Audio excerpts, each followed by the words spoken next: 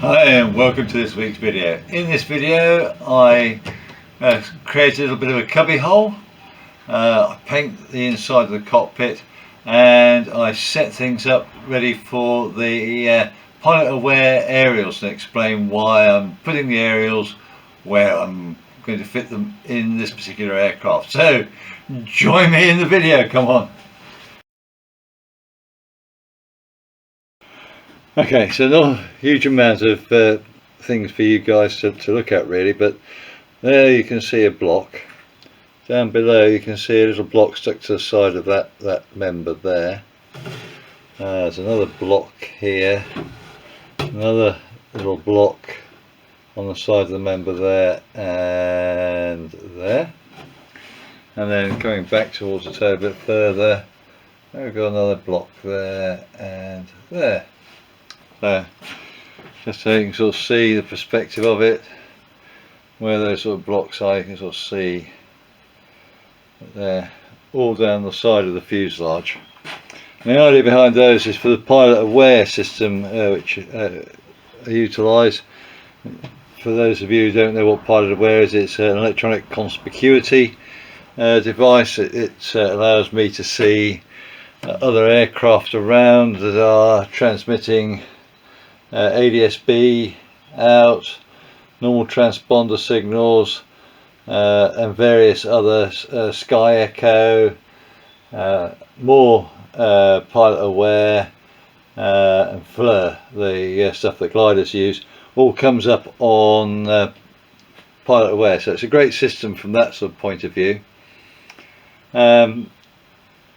That's what I've got on the cub. So if you have a look at the cub videos, you'll probably hear the lady sort of saying, aircraft 11 o'clock, 5 kilometres or whatever, 1,000 feet above or below, and all that malarkey. That's what this PilotAware system does. So unlike the cub, where I've got like single point little aerials coming out, the same sort of transponder, in this one it's going to have the small dipoles. One's going to be fitted to the side of the fuselage back here, not too far back, but back here, and the other one will be fitted to the other side of the fuselage inside, but a bit further forward to have some distance between those two antennae.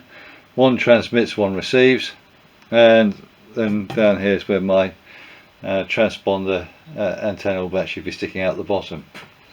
Why am I going to thread it all the way back? Well, the standard sort of fitment for these little dipoles is in the cockpit, but when you look at it from my sort of point of view, looking at it, you've got the thing that's trying to do transmission, or on the other side of the cockpit you've got the other aerial doing things. It's got a great chunk of metal work out the front called an engine, which is going to blank out its ability to either transmit in that direction or receive, and a big wad of water, otherwise known as pilot or me. And you sort of see that shades out this area, which is sort of shaded here and there, is the ineffective area, and it's going to be mirror imaged for the opposite aerial. So this could be the transmit aerial, and that one with mirror image would have a similar sort of effect for the receive. To try and reduce the effects a bit, especially as I've got all sorts of bits of metal all around here in the format of the cabane struts, by putting them back on the wooden fuselage fairly far back, one by the tailplane, one a little bit further forward, actually it's even further back than that, so this band would actually be narrowed. Really it's just that the waterlogged object, me the pilot, stroke the engine, going in the forward direction, reduces the amount of lost signal area, I think. On the cub, having them sticking out the bottom of the fuselage to try and get out the metalwork, I have good contacts for aircraft which are below me, but I have two areas, two narrow bands at each side, where I have reduced pickup where the undercarriage is. There's no perfect option other than to stick the dipoles out somewhere, I don't know, top wings on about 4 meters of cable or something, so way out on the wingtips or something like, possibly would give you the best signal factor.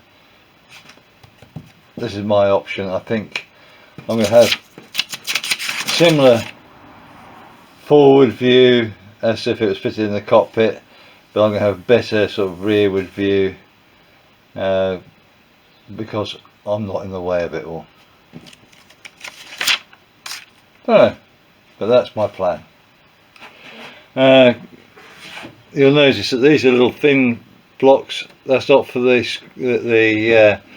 screw, any screws to go into. The screws will actually be going into the main member. That's to replace the maintain the strength where I'm drilling into the actual structural member. And down here, these blocks are actually the ones which are, you know, the screws just going into those blocks, and that's just to take cable tidy P-clips going along there, so that the cables aren't flapping around to get eaten by the rudder cable or get entangled with other things. So there we go. I noticed I hadn't videoed a section, or lost the video section for what I'm doing here. I'm making up a little cubby hole. I've painted it now, but originally I was going to put in a gusset to help reinforce this section of the cockpit area, which would be prone to being knocked getting in and out. So I was going to put a gusset in the same way as I did on the other side of the cockpit. I thought, well, why not make a little bit of use of it?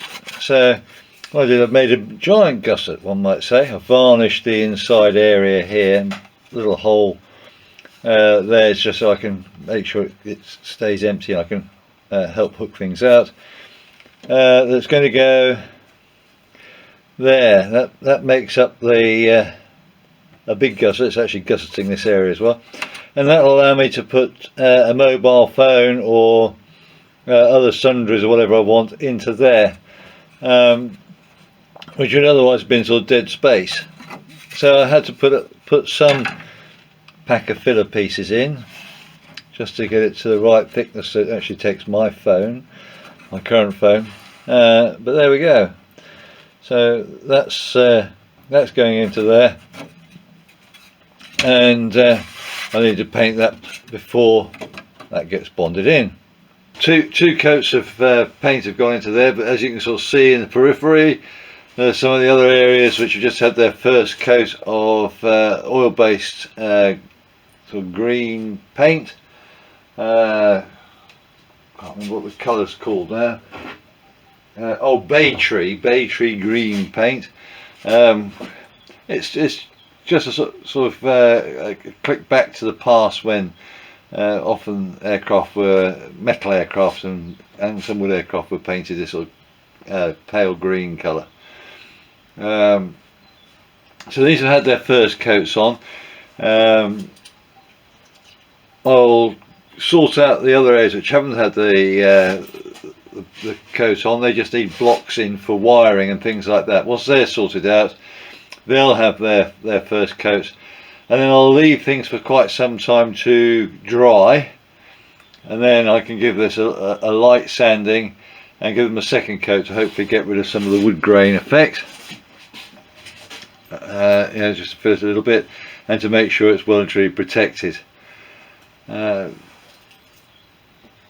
are getting to the point where we can start doing firewalls, floor sections like that could almost be done, but I'm trying to get it in positions where I'm not going to end up with runs and sags and various things like that, which is quite common. And I also need to get these cabane struts, these out of the way, to complete the top of the longerons. And I can't do that until I've got blocks on and the section of skin going around there, which needs to be made up. So there's a little bits which is holding me back for some areas, but just about everything below the longerons shortly will be able to be done have their 2 coats and be cleared through, which would be really nice. I've also over here I've put a coat onto the side door here. I'm going to let that all cure off well and truly, give that a sand, and then put another coat on there. That's had quite a heavy coat. It hasn't come out brilliantly at the moment, so we'll see how it goes. We'll let that cure off for a little bit of time, and we'll be cooking on gas on that. So all the other seat sections are out. Got some paint work done and things like that. That's going to have enough time to cure and dry out fully, and I can then get things, other coats on. I'm going to start putting more block work in. I've got the plan for how the wiring is going to be laid into the aircraft, so blocks and things. I've got it also set up for the pitot-static sections, and have routes for clamping those down out of the way for when I'm in the cockpit. As you've seen, I've started to do going into the rear fuselage for the antenna cables. So that's it, as I said, for this week. Keep fit, keep healthy, and hopefully I'll catch you in the video soon. Thank you for watching. If you enjoyed the video, please hit the thumbs up. You can subscribe or even hit the little bell notification for future videos. Any comments would be appreciated, and I'll try to get back to you as soon as I can. Remember, go fly and feel the sky.